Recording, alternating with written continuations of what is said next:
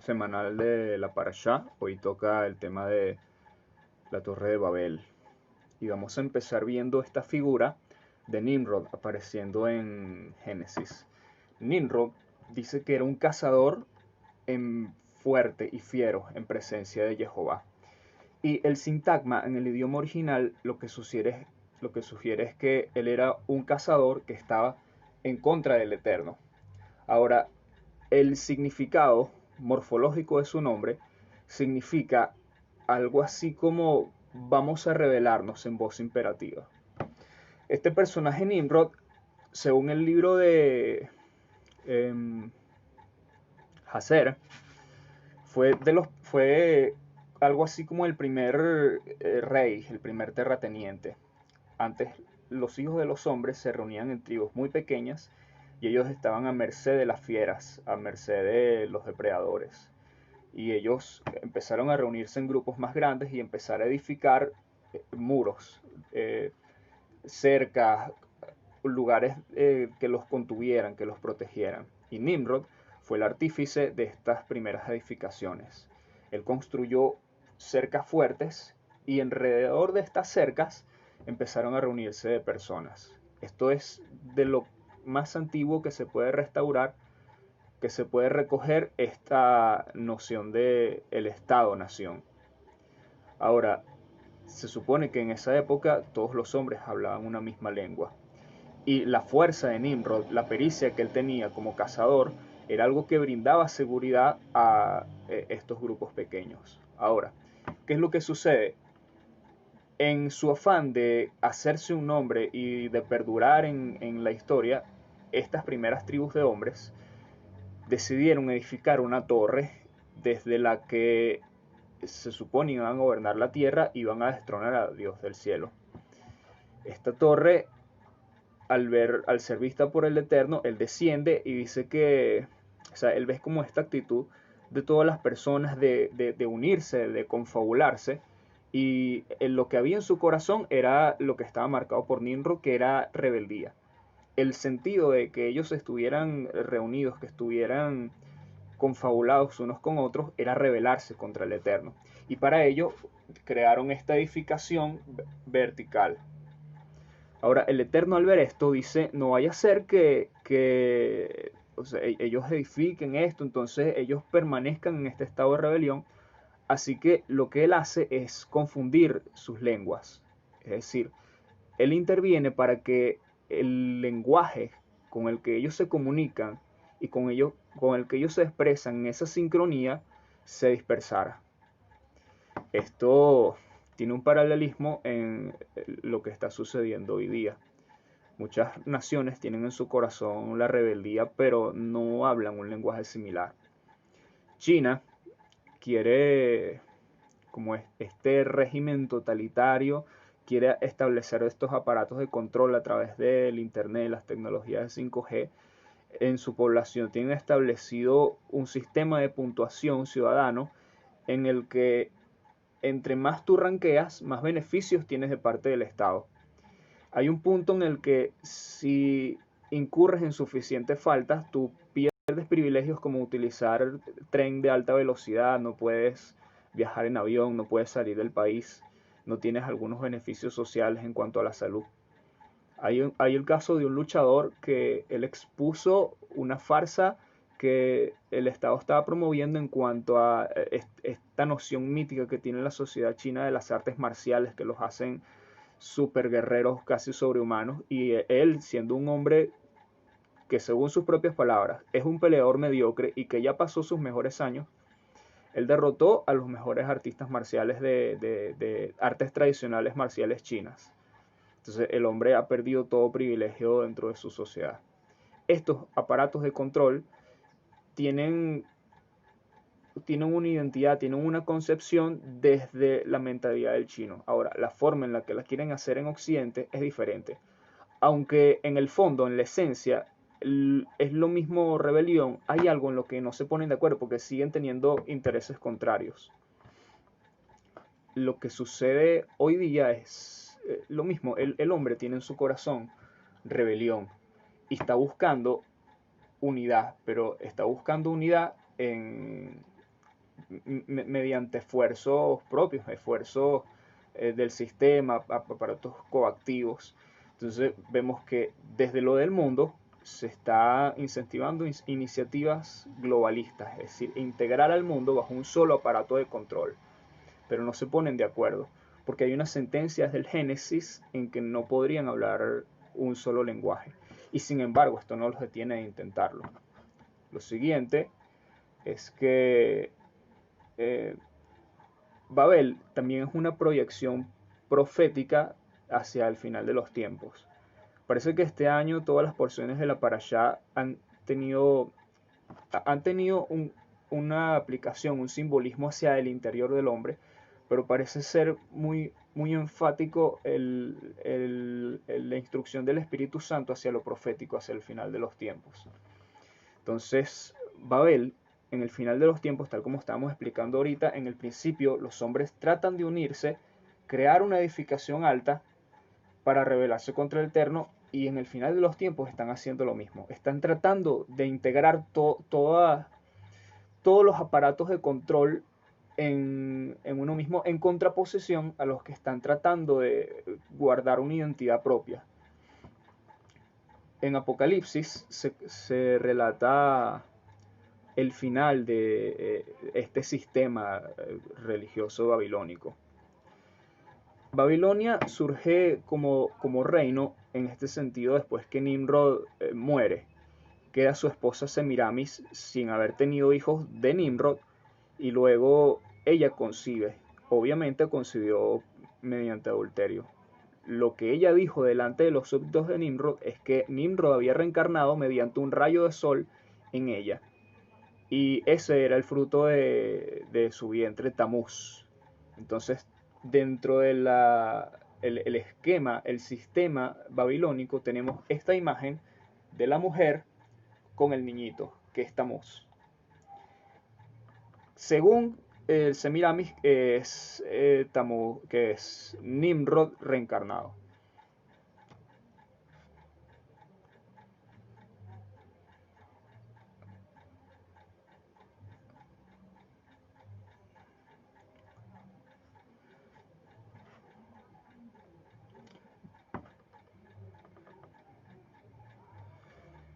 En las religiones babilónicas, o sea, Babilonia es un sistema de rebelión. Eso es lo que la define, eso es su esencia, eso es su estructura. Los reinos que después heredaron este mismo sistema, Babilonia, y después cuando fue conquistado por los griegos y después que fue conquistado por Roma, Roma tiene este mismo esquema de adoración babilónico, tiene o sea, estas estatuas de la mujer con el niñito. Cuando el imperio romano empieza a tener problemas para controlar la población crecientemente cristiana, que era como esta secta del judaísmo, y no podía hacerlo mediante los aparatos de represión, ellos negocian ciertos principios de ellos, como por ejemplo el sábado, la idolatría, y permiten una versión light, una versión edulcorada, diluida de cristianismo como como religión oficial del imperio. Ellos tenían una estructura de poder que estaba relacionada directamente a las deidades que adoraban y al sistema que ellos utilizaban para gobernar. Babilonia tiene, por definición, como este cardenanato, esta estructura de poder piramidal en el que hay alguien que gobierna tal como lo hacía Nimrod en el principio, y después tiene como un séquito, entonces esos de abajo tienen otros de abajo que gobiernan, entonces cada uno tiene tantos subordinados. Eso funciona, por ejemplo, para el ejército, funciona para una compañía, pero para el pueblo del Señor es una abominación. Vemos en el libro de Apocalipsis que una de las cosas que el Mesías reprocha fuertemente es que ellos permitieron a los... No, perdón. El Mesías no los estaba reprochando. Él estaba diciendo que él tenía a favor de ellos que habían rechazado a los nicolaitas que él también aborrecía. El Mesías dijo, yo los aborrezco. Entonces, Nicolaos es el morfema es algo así como Nikos es el pueblo y Laos es el que ejerce gobierno sobre, es el que controla a los demás. Pues un Nicolás tirano dictador por ahí que también tenemos cerca. Ay, mira, ya la Biblia nos avisó todos el principio. Entonces, este era el esquema de Babilonia. Eso fue heredado también en la versión diluida de cristianismo que prevaleció en el Imperio Romano cuando, según ellos, le hicieron religión oficial. Lo único que hicieron fue sincretismo religioso.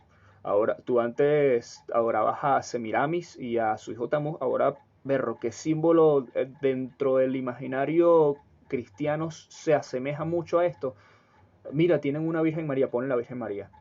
Ahora, lo que sucede con el sincretismo religioso es que, por ejemplo, en las tribus de América, que eran bárbaros, que eran asesinos, que eran sanguinarios, ellos adoraban dioses perversos, paganos, adoraban a Chinquín, Tunturupá, a Quetzalcoatl. Entonces, cuando llegan los colonos americanos, lo sustituyen por una versión cristiana o con una cercanía cultural al cristianismo. Entonces, adoran a la Virgen de Guadalupe.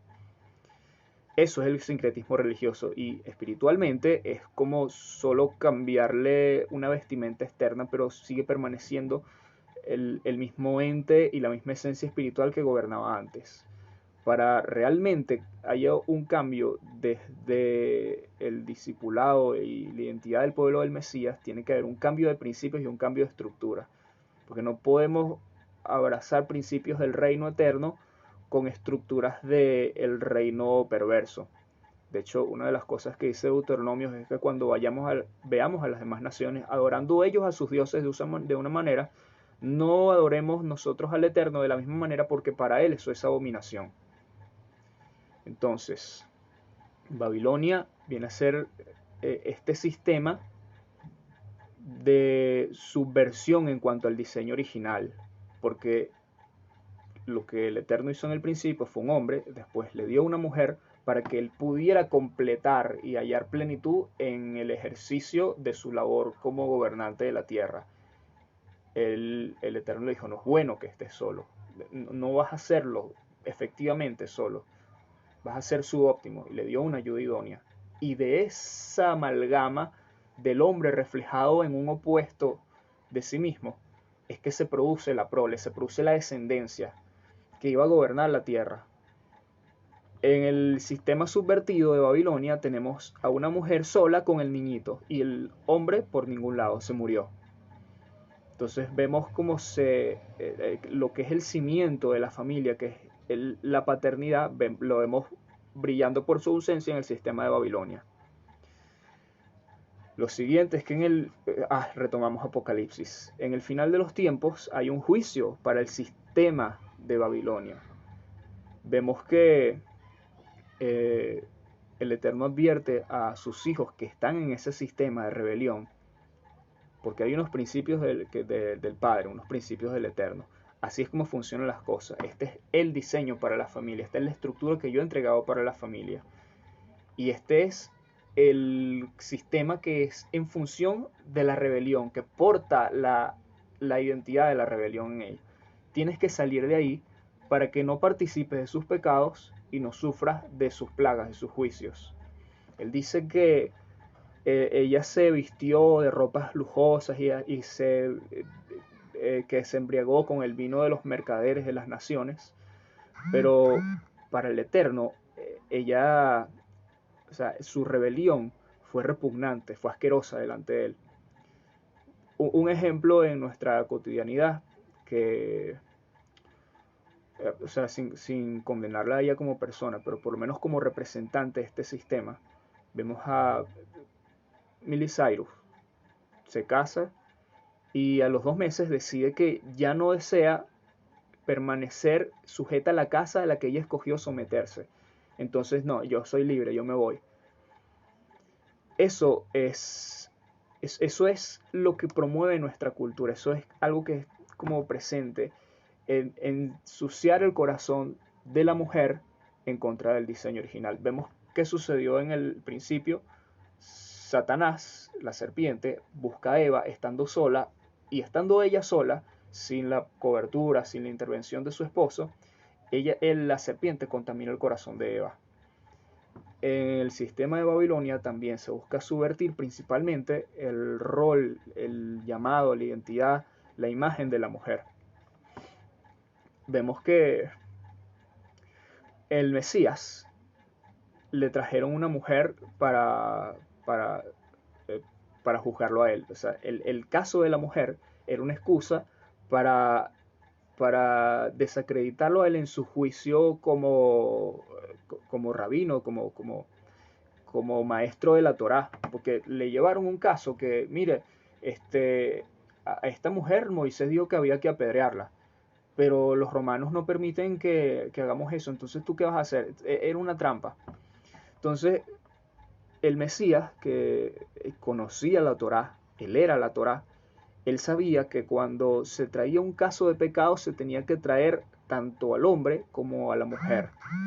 Y que después de traerlo se tenía que indagar diligentemente en cuáles eran las razones del pecado, cuáles eran las circunstancias, porque el criterio de justicia se aplica según las circunstancias.